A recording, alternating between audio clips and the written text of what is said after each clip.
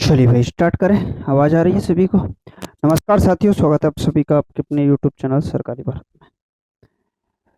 तो प्यारे भाइयों, अपनी आज की क्लास को स्टार्ट करते हैं। सभी को साउंड क्लियर हो रहा है? हम्म हो रहा है कि नहीं हो रहा है? ठीक, कमेंट बॉक्स में बता दिया करो भाई जिसको भी ना हो। और आपकी आज में शायद लगभग 37वीं क्लास होगी ये, जो कि आपकी सीडीपी के आधार पर होगी। और किसके लिए होगी? सी टेट के एग्जामिनेशन के लिए होगी। तो सी टेट का तो महातांडव मचाना ही है आप लोगों को। और इस बार 30 आउट ऑफ 30 आपको सीडीपी के अंदर लाने हैं। बाकी अदर जो कैटेगरी हैं, अदर जो सब्जेक्ट हैं, उनके अंदर भी बेहतर स्कोर करना है। तो उसके लिए भी क्लासेस आपको मिलती रहेंगी। कल से हम कुछ और क्लासेस आपके लिए बढ़ा रहे हैं। आज जो क्लासेस हैं उससे भी एक्स्ट्रा क्लासेस अब आपके लिए होती रहेंगी, जिसमें आपकी हिंदी का जो गद्यांश होता है उसकी क्लासेस को भी बढ़ाया जाएगा, पद्यांश की क्लासेस को भी बढ़ाया जाएगा। ठीक है। हिंदी की जो सीडीपी होती है, क्या होती है सीडीपी, उसकी क्लास भी स्टार्ट होगी। इंग्लिश की सीडीपी की क्लास भी स्टार्ट होगी और सब्जेक्ट भी आपके लिए शुरू की जाएंगे, ताकि आप लोग बेहतर तरीके से तैयारी कर पाए, बेहतर तरीके से चीज़ों को पढ़ पाए। बाकी आप लोग होशियार हैं, समझदार हैं, समझ सकते हैं चीज़ों को, बेहतर तरीके से पढ़ सकते हैं। क्लियर है मेरे भाई? तो आज का अपना पहला सवाल हम पढ़ते हैं।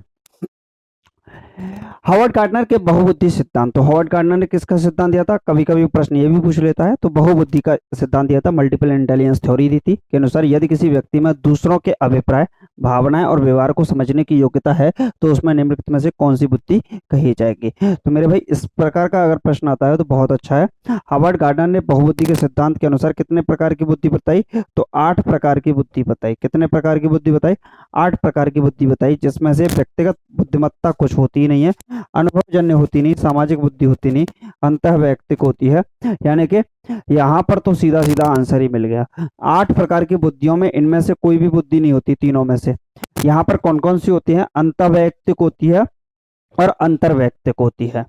क्लियर? इंटरपर्सनल और इंट्रापर्सनल। तो ये हो गई। म्यूजिकल इंटेलिजेंस होती है 3। इसके बाद नेचुरलिस्टिक इंटेलिजेंस होती है 4। इसके बाद आपका लिंग्विस्टिक इंटेलिजेंस होती है, भाषाई बुद्धि 5। इसके बाद अगर बात करें तो आपका बॉडीली काइनेस्थेटिक इंटेलिजेंस होती है, शारीरिक गतिक बुद्धि होती है 6। इसके अगर बात करें तो कौन सा होता है भाई? और दो मुझे भी याद नहीं आ रहे ढंग से। तो लॉजिकल मैथमेटिकल लॉजिकल इंटेलिजेंस होती है, एक और होती है। ठीक है। तो 8 प्रकार की बुद्धि होती है। इनमें जो अंत वैयक्तिक होती है, अंत है होना, ये अपने आप में गलत है मेरे हिसाब से। यहाँ पर जो आंसर होना चाहिए 11। भाई ये तो होती ही नहीं है।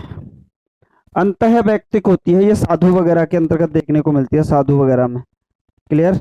साधु वगैरह में। तो इसका जो आंसर दे रखा है सीटेट के थ्रू, वो आपका अनुभवजन्य दे रखा है। बाकी आप लोग सेकंड ऑप्शन राइट आंसर लगाइएगा। अकॉर्डिंग टू दिस क्वेश्चन यही आपका सही है। क्लियर?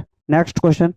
अध्यापकों को उदाहरण देते हुए महिलाओं को नर्स अध्यापकों को दिखाने में तथा पुरुषों को डॉक्टर और पायलट दिखाने तक सीमित नहीं करना चाहिए, इसमें क्या चिन्हित होता है? मतलब अध्यापक उदाहरण देते हुए महिलाओं को क्या बोलते हैं कि जो महिलाएं होती हैं वो नर्स और अध्यापक बने, ये दिखाने की कोशिश। पुरुष को डॉक्टर पायलट दिखाने तक सीमित नहीं होना चाहिए।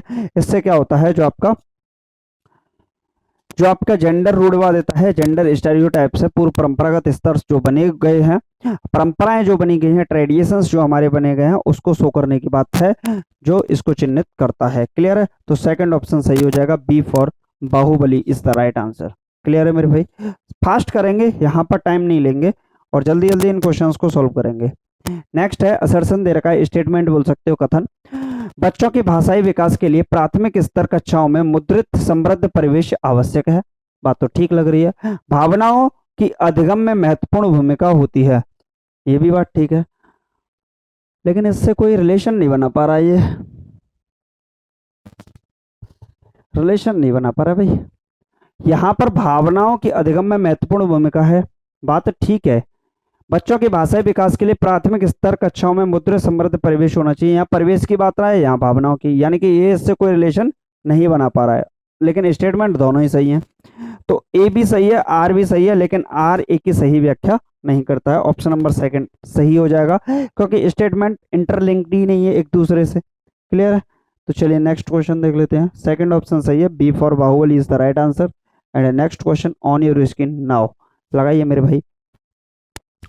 तू देख तमाशा इस दुनिया का, ये दुनिया भी बदलेगी, करता जा मेरे साथ प्रैक्टिस, सीटेट की तस्वीर फिर बदलेगी। जब हरजोत को अपने प्रदत्त कार्य में सितारा नहीं मिलता तो वह बहुत परेशान हो जाती है। अपने काम के संदर्भ में दी गई किसी भी आलोचनात्मक टिप्पणी के प्रति वह रक्षात्मक रुख अपनाती है। इस संबंध में निम्नलिखित में से कौन सा उपागम सबसे अधिक प्रभावकारी होगा? बताइए राइट आंसर क्या होगा। जब हरजोत ने अपने प्रदत्त कार्य में सितारा नहीं मिलता तो वह परेशान हो जाती है। अपने काम के संदर्भ में दी गई किसी भी आलोचनात्मक टिप्पणी के प्रति वह रक्षात्मक रुख अपनाती है। इस संबंध में निम्नलिखित में से कौन सा उपागम सबसे अधिक प्रभावकारी होगा? चलिए भाई, वह उसे रचनात्मक प्रतिपुष्टि देना और अपना काम दोहराने के लिए कहना, बात ठीक है। यह सुनिश्चित करना कि उसे हर प्रदत्त कार्य में सितारा मिले जिससे वह परेशान न हो। यह सुनिश्चित करना कि किसी भी प्रदत्त कार्य में सितारा पुरस्कार न मिले जिससे कि उसे आदत ना पड़े, उसको किसी भी तरह की प्रतिपुष्टि ना देना। ऑप्शन नंबर फर्स्ट सही हो जाएगा, उसे रचनात्मक प्रतिपुष्टि देना और अपना काम दोहराने के लिए कहना। बहुत सरल सा है, लेकिन ये कुछ अच्छा ही क्वेश्चन पूछा गया है। चलिए भाई, पोर्टफोलियो से रिलेटेड प्रश्न आपके एग्जामिनेशन में आता है और ये पूछ भी लिया। निम्नलिखित में से कौन सा पोर्टफोलियो की विशेषता नहीं है? तो पोर्टफोलियो में आंकड़ों को, जो आपके डेटा होते हैं, उनको स्टोर किया जाता है एक तरीके से। तो पोर्टफोलियो के समय विशेष के दौरान किए गए कार्यों को संकलित करता है और विकासात्मक परिवर्तनों पर प्रकाश डालता है, बात तो ठीक है। पोर्टफोलियो विद्यार्थियों के अभिकल्प करने, संग्रह करने, मूल्यांकन में संलग्न करते हैं, बात ये भी ठीक है। पोर्टफोलियो विद्यार्थियों को स्वयं की अधिगम प्रगति के आकलन में संलग्न करके स्वनियमितता को समन्वित करते हैं। पोर्टफोलियो में असंबद्ध परीक्षण, क्विज होते हैं और अधिगम के उत्पादन को सुनिश्चित करते हैं। मुझे तो ये बात ठीक नहीं लग रही है, फोर्थ ऑप्शन वाली। बाकी तो बताइए क्या होगा।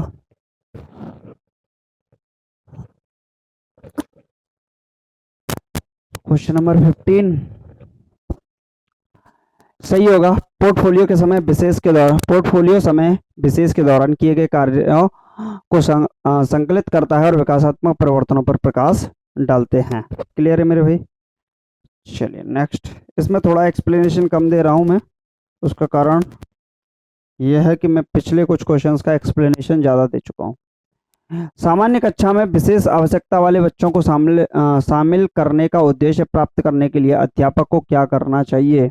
सामान्य कक्षा में विशेष आवश्यकता वाले बच्चों को शामिल करने का उद्देश्य प्राप्त करने के लिए अध्यापक को क्या करना चाहिए? बालक विशेष के मजबूत पक्ष, रुचियों और आवश्यकताओं की पहचान करना, व्यक्तिगत विभिन्नताओं का निरादर करना, नाजीना कभी नहीं करेंगे, अधिगम को सहज बनाने के लिए आकलन युक्तियों का अनुकूलन करना, ठीक लग रहा है। प्रत्येक के लिए व्यक्तिगत शिक्षा की योजना बनाना, ये भी ठीक है। लेकिन व्यक्तिगत की शिक्षा प्रत्येक के लिए,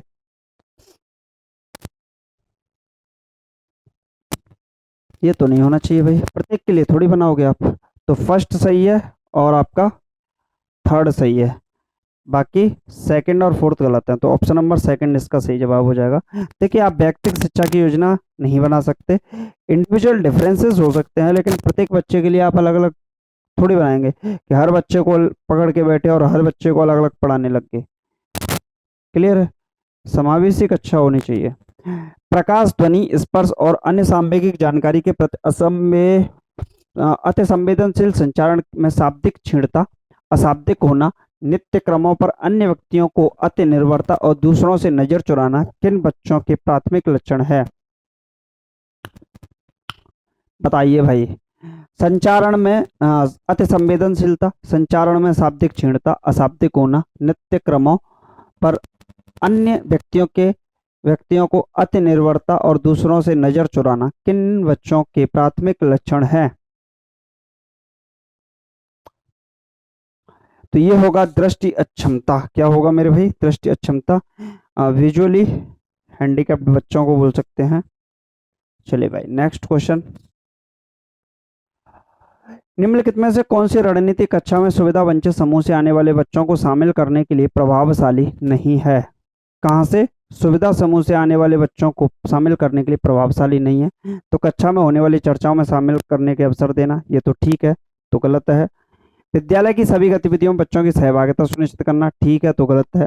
बच्चों की उपस्थिति की और ठहराव की नियमितता मॉनिटरिंग करना, समूह संबद्धता के आधार पर पृथक पृथक बैठने की व्यवस्था करना, ये बिल्कुल गलत है और यही इस वजह से सही है। तो ऑप्शन नंबर 4 यानी कि D is the right answer. D for Delhi के दिल वालों से मोहब्बत करने वालों से हम करेंगे मोहब्बत भाई, तुम तो मत करना। लगाइए राइट आंसर क्या होगा। निम्नलिखित में से निम्नलिखित का मिलान करें। दिव्यांगता है और उधर वर्णन दे रखा है। चलिए जो जो आपको पता है वो मैं आपको लिख देता हूँ। डिस्ग्राफिया का मतलब इसमें जो समस्या आती है लिखने से संबंधित समस्या आती है। डिस्कैलकुलिया का मतलब इसमें जो समस्या आती है वो आपकी गणना से संबंधित आती है, गुणा भाग जोड़ घटाव से समस्या आती है। डिस्प्रैक्सिया को देखते हैं, डिसअफेजिया। चलिए इन दो को मैच करते हैं पहले, क्लियर है। तो डिस्ग्राफिया किससे रिलेटेड होगा? संतुलन, सूक्ष्म गत्यात्मक नियंत्रण और अति बोधक समन्वय वाले रोजमर्रा के कामों को करने में कठिनाई वह दिव्यांगता जो संबद्धताओं के साथ लिखने की योग्यता को प्रभावित करती है। तो डी किससे होगा? आपका सेकंड से होगा। तो डी तो थर्ड फोर्थ से वही।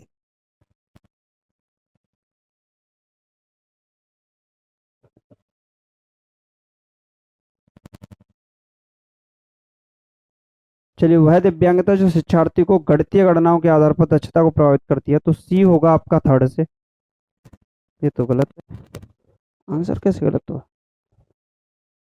19 19 का फर्स्ट। भाई मेरे हो गया अकेला, कुछ गड़बड़ लग रहा है, गड़बड़ घोटाला लग रहा है। छोटा कर देते हैं इसको ताकि आप लोग पढ़ पाएं, ऑप्शन भी दिख जाएंगे अब आपको, ठीक है। डिस्ग्राफिया जो लिखने से संबंधित होता है, तो डी तो होगा आपका किससे? सेकंड से। तो डी सेकंड से किस में है? फर्स्ट से गलत है, फोर्थ से गलत है, थर्ड से गलत है। बस यही ऑप्शन सही हो जाएगा, दिमाग लगाने की जरूरत ही नहीं है। डिसकैलकुलिया का मतलब जो गणितीय संक्रियाओं से है, तो सी थर्ड से होगा, सी थर्ड से भी है।